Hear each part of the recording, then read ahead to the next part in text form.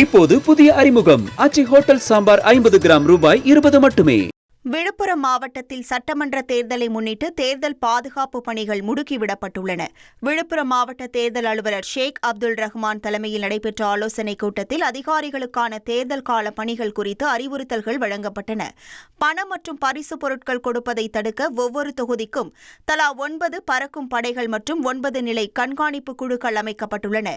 மேலும் மாவட்டத்தில் உள்ள பதற்றமான வாக்குச்சாவடிகள் கண்டறியப்பட்டு அங்கு கூடுதல் போலீசாரை பணியமர்த்த காவல்துறை தயார் நிலையில் உள்ளது.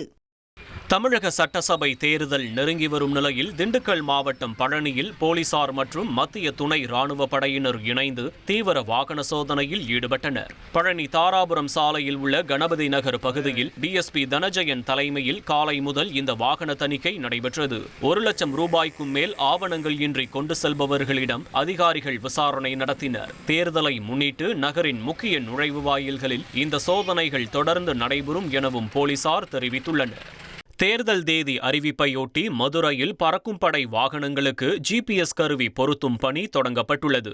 மாவட்டத்தில் உள்ள 10 தொகுதிகளிலும் வாக்காளர்களுக்கு பணம் மற்றும் பரிசு பொருட்கள் விநியோகிப்பதை தடுக்க தொகுதிக்கு 3 குழுக்கள் வீதம் மொத்தம் 30 பறக்கும் படைகள் அமைக்கப்பட்டுள்ளன. இதன் ஒரு பகுதியாக பறக்கும் படை மற்றும் நிலை கண்காணிப்பு குழுவினர் பயன்படுத்தும் 60 வாகனங்களிலும் ஜிபிஎஸ் கருவிகள் பொருத்தும் பணி நடைபெற்று வருகிறது. இதன் மூலம் அதிகாரிகளின் நடமாட்டத்தை கண்காணிப்பதோடு புகார்களுக்கு உடனடி நடவடிக்கை எடுக்கவும் மாவட்ட தேர்தல் கட்டுப்பாட்டு அறை முழுவீச்சில் தயார் நிலையில் வைக்கப்பட்டுள்ளது.